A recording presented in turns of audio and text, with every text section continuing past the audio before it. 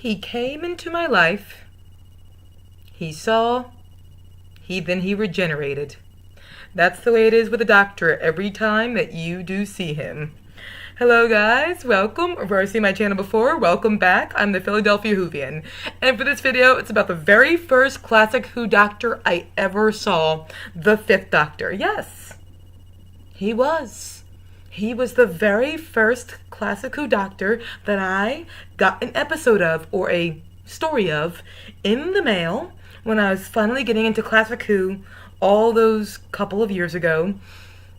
And I've never looked back since. I suppose because of him, I do a lot to the Fifth Doctor. I really do.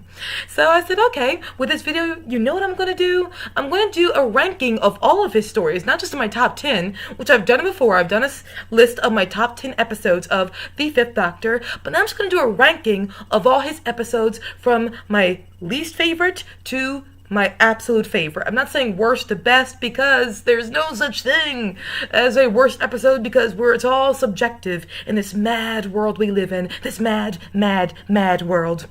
So, without further ado, I'm going to get into my least favorite episode of his era. Number 20. Unless I've missed a story. Number 20. I know it's a controversial one, but it is from his first season, Kinda. Or kinda. Okay, guys, I know a lot of people love this story. It was terrible. It was dull to me. It was pretentious. It was just everything I could possibly despise about a story. And I didn't even... There's some elements, a couple elements I said, okay, that's a good idea here and here. But outside of that, I was like... That's it. I'm just going to stick with that. Number 19. Okay, this is the very first story of his that I got in the mail. And while when I first saw it, I owe it to this story for getting me into Doctor Who, of classic Who. I still have to admit, I see why people have problems with it. And it is Warriors of the Deep. I am so happy I saw this. It helped me gain a love for the Sea Devils and the Silurians, but I do see the problems that people do have with this story.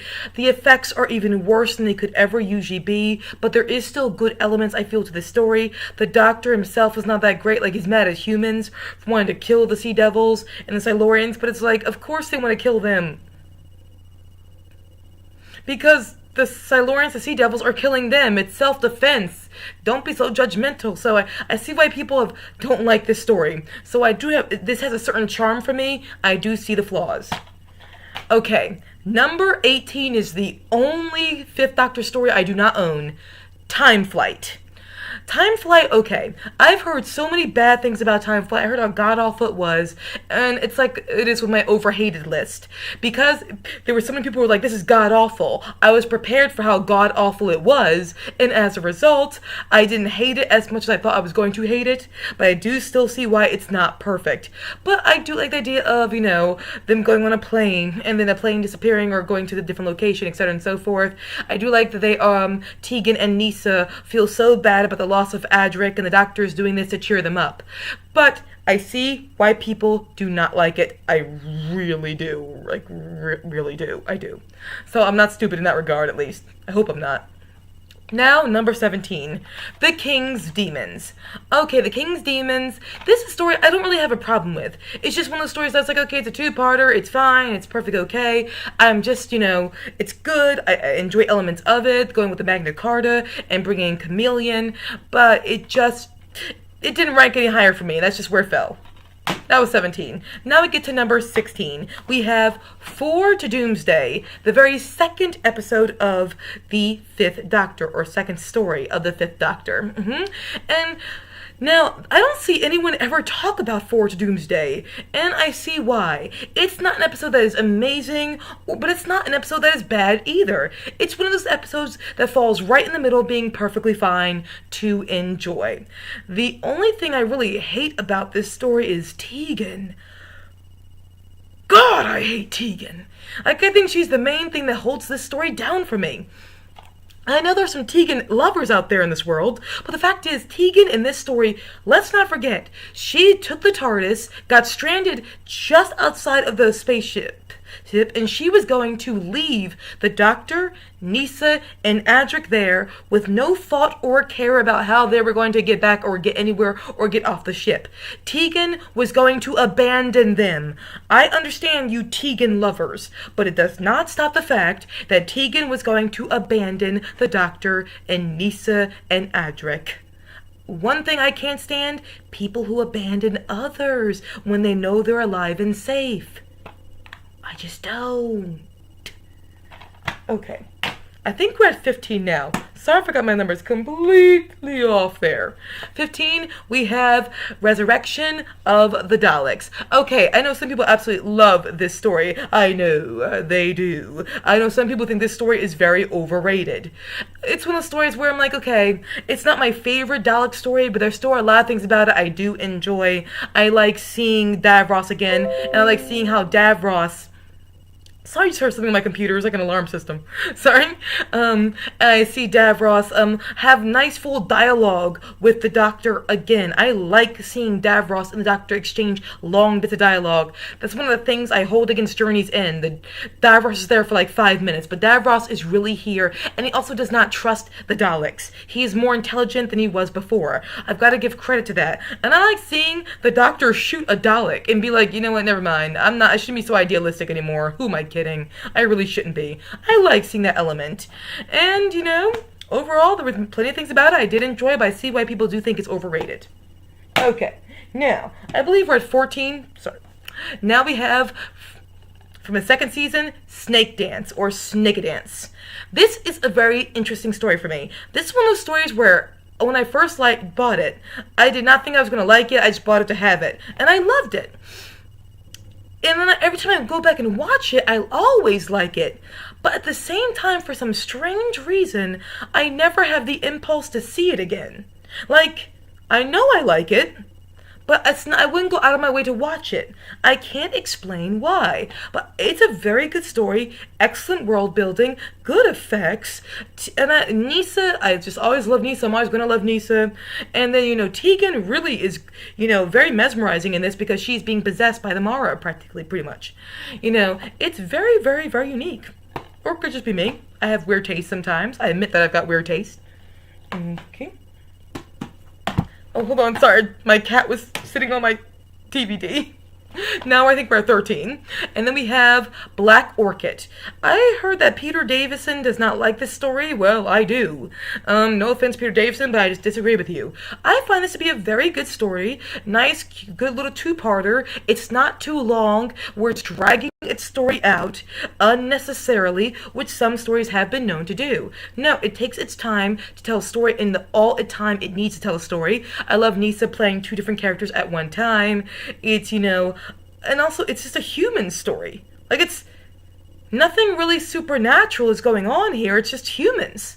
You know, it's a story just about humans. End of story. I do like that.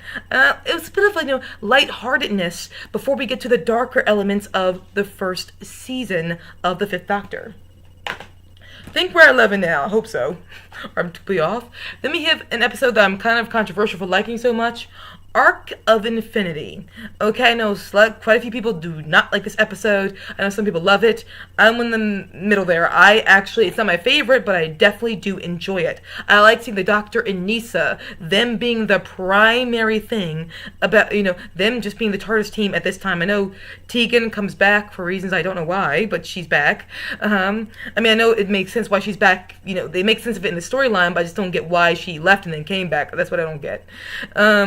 And I'm okay with Omega coming back. I have fun time with this story. I mean, it doesn't look cheap either. That's the thing I like about it. I like how the Time Lords costumes fit them very, very, very well. The pacing for me is very good. I like how Nyssa will defend the Doctor from being killed. And then he gets into the Matrix himself and he sees Tegan in there because of Omega. I don't hate this story. That's just where it goes. Sorry. Now we're at number 10. One of the most overlooked stories ever. Frontios. The Detractors, whoa. Okay, I think they're a very much impressive villain, and Turlough's fear of them, that's what helps them be even more frightening. The Detractors. And how the Doctor's like, no, really, I was not here. No, I did not come here. And to hide the fact so he doesn't, like, you know, interfere with history. and then also with the TARDIS being broken up and the way that it was broken up. And after all these years, they're still finding interesting things to do with the TARDIS. You know, Tegan annoys me sometimes again. Again, I know, no offense, Tegan lovers, no offense. She's just not that crazy about her in this story. That's all it is. Oh, sorry. Drop the DVD. Okay, I think we're at number 9. Oh, hey, little kitty. Sorry, or things are with number 10. Sorry, my cat was on top of my DVDs again. In my defense, he's an adorable cat. What can I do? So, now we're at number 10, and we've got the first story, Castrovalva. Okay, Castrovalva is a story I don't see get much love for first stories of a doctor. But I like Castrovalva. I like the master in it. I like how he was carried over from Legopolis and the Keeper of Traken. I like seeing him here again. And Nyssa and Tegan are really doing their best to help the doctor because God knows he's not in a good state. I think it's very good world building with Castrovalva. In the very beginning, it starts with a bang. It starts quickly. I don't see the problem with this. Could just be me.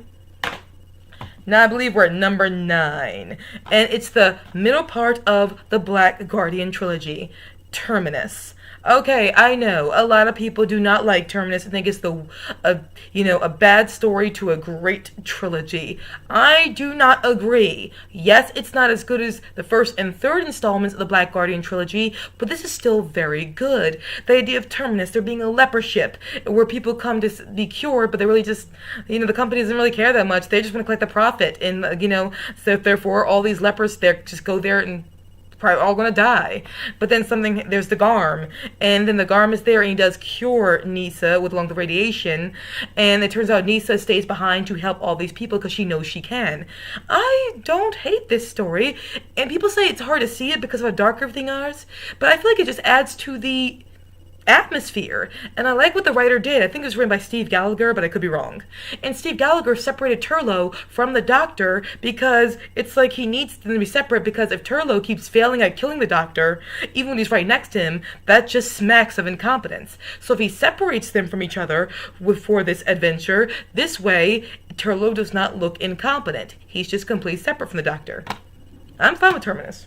I think we're number 8 now, and we've got his second to last story, Planet of Fire, the story that introduces Perry, a very underrated companion, and we see why Chameleon was ever there to begin with. Yes, I know they forgot about Chameleon before this story after his first debut in The King's Demons, but what can you do?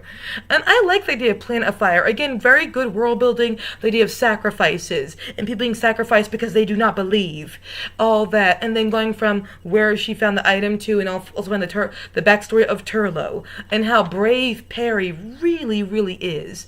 No, I like all this stuff. That's just the way it is for me. I'm okay with it.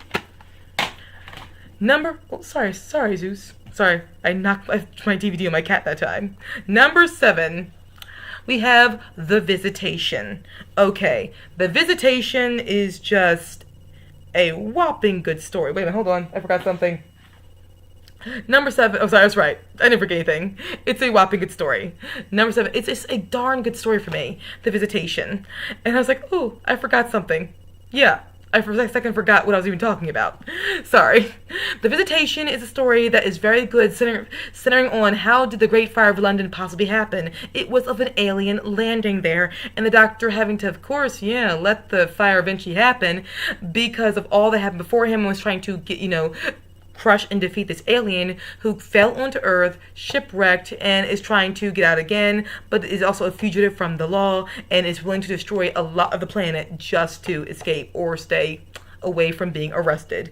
It's just a darn good story, and it shows how really the Fifth Doctor season or his era was actually really getting into gear. Really was. And I think we're number 6. And I have this story, I just left it over there. Earth Shock. Okay, Earth Shock is a very, very heartbreaking story. Even if you don't like the death of Adric, even if you don't like Adric, you still feel bad when he dies. You know you do. You know you do. End of story. It brought the Cybermen back after the Cybermen not being there for a while, and it did justice to the Cybermen. That's a thing I do like about it. It definitely did justice to the Cybermen. And it's just, when I go back and watch it again, knowing full well what leads up to, it does break my heart a bit. And the idea of all of this, and just so that we could have, the dinosaurs becoming extinct in history being back on track, it's like the Doctor has to adhere to time, like he did with the Visitation, and sometimes let tragedy happen. It's kind of devastating, but it's poignant, and I will say that for it. So for a story to bring back the Cybermen after a long time of the Cybermen not being there, it was a very good one. And I believe we're at number 5. And I am probably going to get a lot of looks for this being number 5, but it is number 5, and it is The Awakening, a 2-parter at my number 5 listing, because The Awakening is just a whopping good story. And again, it doesn't take more time than it needs to tell its story. It's a 2-parter because it needs to be a 2-parter. It's a nice good Earth story of the Malice coming to Earth and then fusing the 2 different time periods, and then there are the war games happening, but it gets confused with the real war, and people are going mad, and they getting, it's just the Malice is spreading all this hate, and then eventually Tegan is going to be sacrificed because the May Queen was sacrificed in the previous time period, the year this is being fused with. I'm sorry. I like crap like this. I'm not sorry. I love crap like this because it's worth being loved. Just is. Now we're at number 4. Was there any doubt that the 5 Doctors was going to be really high on this list? No, it wasn't. This could have gone so badly, but it didn't. The 5 Doctors was a triumph. The Dark Zone, all the Doctors interacting with different companions or the companions they had seen before. No. This, I know some people think it's overrated because the Doctors don't interact with each other that much. I don't care. I'm okay with them not interacting that much together. They're all working up to the same thing, and there is a nice good payoff at the very end. I love this story, and this was always be one of my top 2 favorite of the multi-Doctor stories. Now we get down to number 3. We are at one of the most perfect stories in the history of Doctor Who, Enlightenment. I'm not going to say anymore. It's perfection. End of story. If you have not seen it, just go see it. It is perfection. Number 2, the next bit of perfection that's ever happened in Doctor Who history. Modern Undead. Remember I said Enlightenment was perfection? Modern Undead is perfection plus 2. That's it. Now we come to my number 1 slot of the best possible story of the 5th Doctor era. If you did Process of Elimination, you know at this point it is The Caves of Androzani. Okay, usually I put, the Black Guardian trilogy as number 1, but because I have them be one set.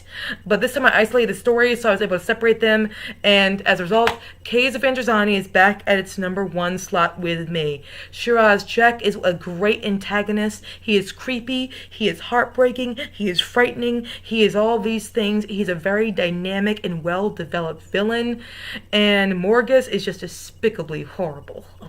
And you love to hate him.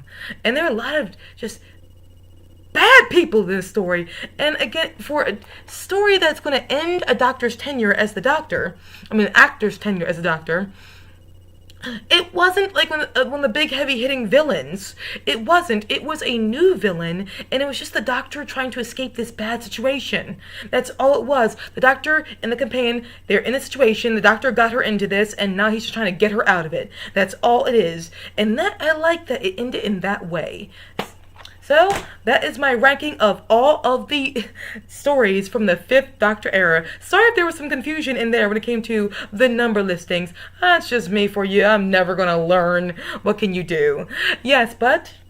So, when it comes to the 5th Doctor era, overall, I do have a good time watching his era.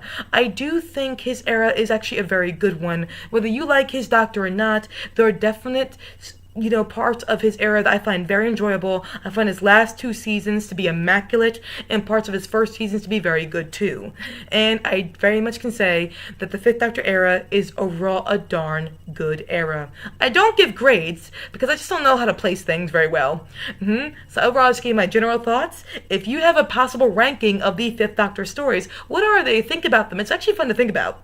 So, thank you so much, guys, for watching, and I might see you again very soon with another ranking of another Doctor. And who knows? Whoever knows what the future will bring. Well, thanks, guys, so very much. I'll talk to you later. Enjoy yourselves.